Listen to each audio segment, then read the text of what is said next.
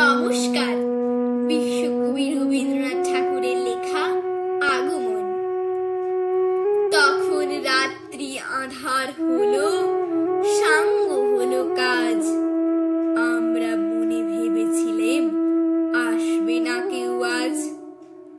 মোদের গ্রামে দুয়ার যত রুদ্ধ হলো রাতের মতো। দু একজনে বলেছিল আসবে মহারাজ।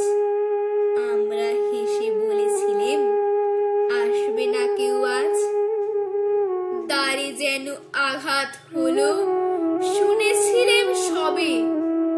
আমরা তখন বলেছিলেম বাতাস বুঝি হবে। নিবিয়ে প্রদীপ ঘরে ঘরে শুয়েছিলেম আলস ভরে। দু একজনে বলেছিল দুধ এলো বা তবে।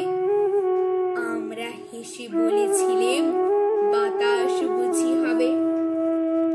নিশীথ রাতে শোনা গেল কিসের যেন ধ্বনি। ঘুমের ঘোরে ভেবেছিলেম মেঘের গর্জনি। ক্ষণে ক্ষণে চেতন করে কাঁপলো ধরা থরহরি। দু একজনে বলেছিল চাকার ঝনঝনি। ঘুমের ঘোরে কহি মোরা মেঘের গর্জনি। তখন রাত আঁধার আছে, বেজে উঠল ভেরি। কে ফুকারে জাগো সবাই, আর করুণা দেরি। বক্ষ পরে দুহাত চেপে আমরা ভয়ে উঠি কেঁপে। দু একজনে কহে কানে রাজার ধ্বজা হেরি।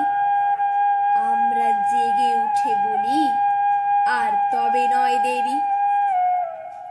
কোথায় আলো, কোথায় মাল্য, কোথায় আয়োজন। রাজা আমার দেশে এলো, কোথায় সিংহাসন। হায় রে ভাগ্য, হায় রে লজ্জা, কোথায় সভা,